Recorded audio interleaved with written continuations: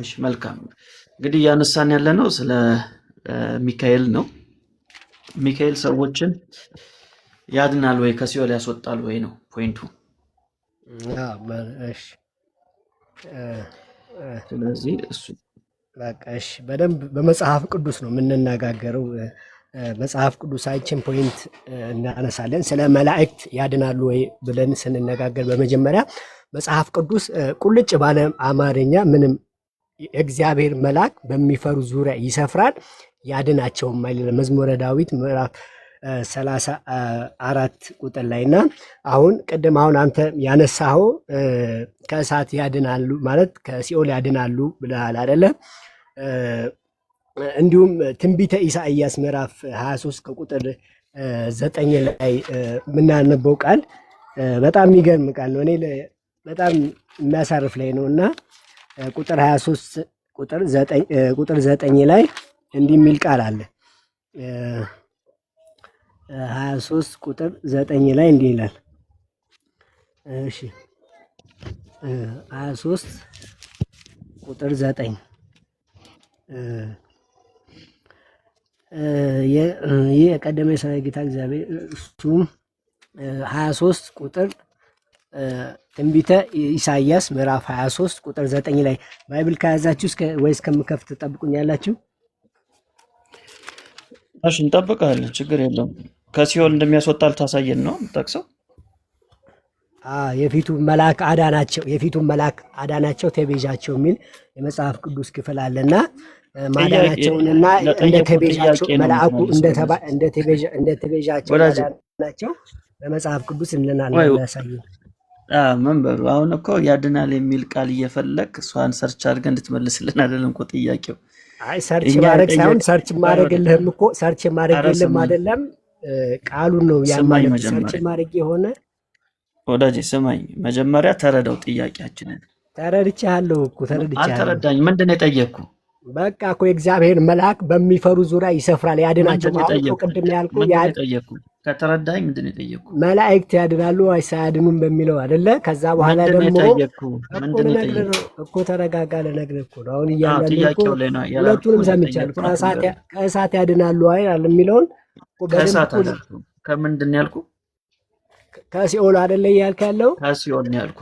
በቃ ከሲኦል ማለት ከእሳት ነው። ይሄን በደንብ አይደለም። ምክንያቱም ከእሳት ከእሳት የዳኑ ሰዎች አሉ። በመጀመሪያ እሺ፣ አንዴ ተረጋጋ። አሁን በመጀመሪያ ቆይ፣ እሺ፣ መንበብ እየሰማ አይደለም፣ በጣም እየቸኮልክን ያለው። ስለዚህ ስማ መጀመሪያ። አሁን ጥያቄያችን ተረዳ። ሲኦልና እሳት አንድ ነው አትበል። አንድ አይደለም። እሳት ሌላ፣ ሲኦል ሌላ። ሲኦል ውስጥ እሳት አለ የምትል ከሆነ እሱ እሺ፣ ግን እሳትና ሲኦል አንድ አይደለም። የመጀመሪያው ነገር ማለት ነው።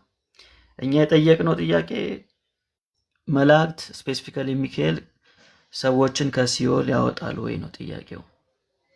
እሱ ነው ጥያቄያችን እንጂ እግዚአብሔር የፈለገውን መልአክ ልኮ በምድር ላይ ሰዎችን ኧረ ስማ ወዳጄ፣ መጀመሪያ ቆይ ሀሳብ ልጨርስና እኮ ጊዜ እሰጥሃለሁ፣ ችግር የለውም። እግዚአብሔር በምድር ላይ የፈለገውን መልአክ ልኮ ሰዎችን ከተለያየ አደጋ ሊያድናቸው ይችላል። እሱን እናምናለን። እሱን ሲያደርግም አይተናል። ዳንኤልን ሲያድን አይተናል። መልአክን ልኮ የአንበሶችን አፍ ሲያዘጋ አይተናል። እነዛም ሶስቱም ወጣቶች ከእሳት ሲድኑ አይተናል። እሱ አይደለም ጥያቄያችን።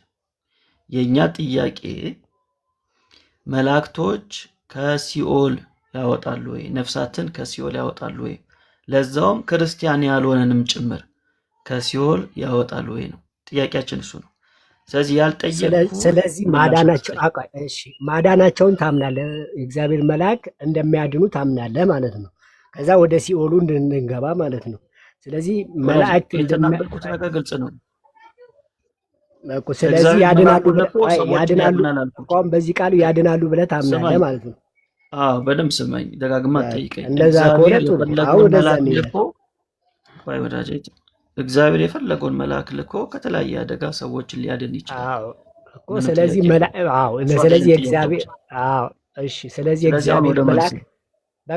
የእግዚአብሔር መልአክ ቆይ አንዴ አዳምጠኝ፣ አንተ ብቻ አታውራ። የእግዚአብሔር መልአክ በሚፈሩ ዙሪያ ይሰፍራል። ከዛ ምን ይላል? ያድናቸውማል ይላል እግዚአብሔር ቃልና መላእክት እንደሚያድኑ እና የእሳት ነበልባል እንደሆኑ መጽሐፍ ቅዱስ በደንብ ይነግረናል። አሁን እሱን ቅድምም አልጠየቅኩም ወዳጅ፣ መላእክት የጠየቅኩህ ላይ ብቻ ቆይ አንዴ ፎከስ አድርግ። ተረጋጋሽ የነገርኩህን ደጋሚ እኮ እንደ አትንገረኝ። ተቤዠና መላእክት እንደ ተቤዠና የነገርኩህን ድጋሚ አትንገረኝ ወዳጅ። እኮ ስለዚህ አሁን መላእክት ከሲኦል ተቤዠ እንደሚያስወጣ አሳየን። እሺ እኮ እንደ ተቤዠና እንዳዳናቸው ትንቢተ ኢሳይያስ ምዕራፍ 23 ቁጥር 9 ድረስ አንብብልኝ ያልኩ ነው። ቆይ ላውጣልሽ። አውጣና ከሲኦል እንደወጡ ታሳየናለህ። እኔ ያልጠየቅኩን የራስን ጥያቄ ፎርሙሌት አድርገህ ለራስህ ጥያቄ ምላሽ አትስጥ። የተጠየቅከው ላይ ብቻ ምላሽ ስጥ። ትንቢተ ኢሳይያስ ምዕራፍ 63 ቁጥር 9 ላይ አነበዋለሁ። አሁን አግኝቼዋለሁ። እንዲህ ይላል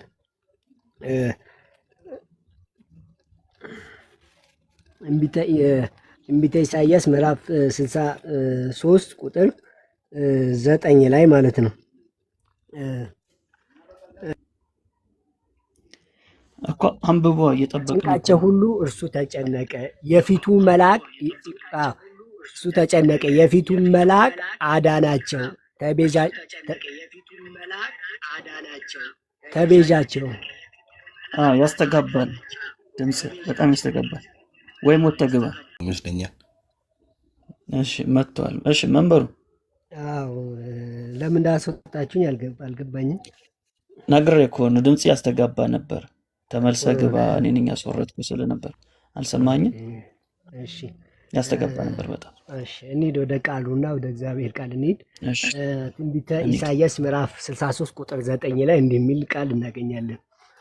በጭንቃቸው ሁሉ እርሱ ተጨነቀ፣ የፊቱ መልአክ አዳናቸው፣ በፍቅሩም በርኅራኄ ተቤዣቸው፣ በቀደመው ሁሉ አንስቶ ተሸከማቸው። በርኅራኄው ተቤዣቸው፣ በቀደመው ሁሉ አንስቶ ተሸከማቸው ይላል። እንዲሁም ደግሞ የማቴዎስ ወንጌል ምዕራፍ ቁጥር ቆይ ወዳጄ ቆይ እየጨረስን ጥቅሶቹን እየጨረስን እሺ ቀጥልሽ እየጨረስን እንሂድ። አሁን እኔ የጠየቅኩ ምንድን ነው?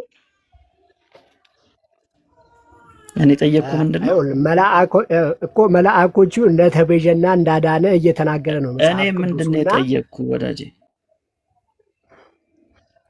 ይሄው እኮ እየነገርኩ ነው። የጠየከኝን እኮ እየነገርኩ ነው ሳይሆን ምንድን ነው የጠየቅኩ? እንዳዳነ መልአክ እንዳዳነ እንደተቤዣቸው እና ከሲኦል ያወጣሉ ከሲኦል። ጎበዝ፣ እሱን ከሲኦል ያልኩ። አሁን እዚህ ጋር ትንቢተ ኢሳይያስ ላይ ምዕራፍ 63 ላይ ከሲኦል ማን ነው ያወጣው? በአንተ አርጉመንት እንደተቤዣቸውና እንዳዳናቸው እንደተቤዣቸውና እንዳዳናቸው ህዝቡን እንዳዳናቸውና እንደተቤዣቸው ከህዝቡ በደንብ ሲኦል ነበሩ። ሲኦል ነበሩ። እንደተቤዣቸውና እንዳዳናቸው ሲኦል ነበሩ ወይ? ሲኦል ነበሩ ሳይሆን እዚህ ጋር እየተናገረ ያለው ያልጠየቅኩ አትመልስልኝ። ቅድምም ስለነበር አልጠየቅኩም። ሲቀጥል ምዕራፉ አንተ እንደምትለውም አይደለም፣ ግን አንተ በምትለው ሀሳብ እንኳን ልሂድ ብል ሲኦል ውስጥ ነበሩ ወይ? አዎ። ስለዚህ ግን ማዳናቸውን መላእክት ማዳናቸውን በደንብ ታምናለህ እንደሚያድኑ ማለት ነው። እሺ እየተግባባን ነው። ሲኦል ውስጥ ነበሩ ወይ? ጥያቄ ግልጽ ነው። አዎ እኮ አሁን እየተግባባን ነው። አንተ አሁን ቆይ እሺ በደንብ አሳያለሁ። አሁን አንተ እሺ ቆይ እንደሚያድን መልአክ እንደሚያድን አንተ ታምናለህ ማለት ነው። በእነዚህ አይነት ቃሎች ያድን አያድንም ብለህ ሚካኤል ያድናል ብለህ የጻፍከውን ቃል ጠይቀኝ። ቅድም ሶስት የጠይቀኝ ሶስት የመልሼልሃለሁ። ስለዚህ ያድናሉ ብለህ መራ። በቃ ያድናሉ ብለህ መሆናቸውን አሳየኝ እኮ። እሺ ያድናሉ ብለህ እለፍ። እሺ ያድናሉ ብለህ እለፍ። አንተ ሲኦል ውስጥ መሆናቸውን አሳየኝ ወዳጅ። እሺ መላእክት እኔ አሳያለሁ። መላእክት ያድናሉ ብለህ እለፍ። አንተ ሲኦል ውስጥ መሆናቸውን አሳየኝ። አሳያለሁ። በቃ አንተ ግን መላእክት ያድናሉ ብለህ እለፍ። እሱን አሳየኝ። በቃ እሺ ያድናሉ ብለህ ታልፍልኛለህ። የእግዚአብሔር መላእክት ያድናሉ ብለህ እለፍ። እሺ ቀጥል። እሱን አሳየኝ። ማዳናቸውን ካመንክ መላእክት እሺ አሁን እኔን የሚውት ያደረኩ ከዚህ በላይ መጨቃጨቅ እንኳን አልፈልግም። እውነት ቅድም ሶስት የጠይቀኝ ሶስት የመልሼልሃለሁ። አንተ መልስ ስታጣ በየጊዜው የምትጠይቀን ጥያቄ አልመልስልህም፣ ተመሳሳዩን ማለት ነው። አሁን የጠየቅኩ ትንቢተ ኢሳይያስ ምዕራፍ 63 ላይ ህዝቡ ሲኦል ውስጥ ናቸው ወይ? ናቸው ምትል ከሆነ እሱን አሳየኝ። በቃ ለዚህ መልስ ካለ ብቻ ማይክን ክፈትና ተናገር።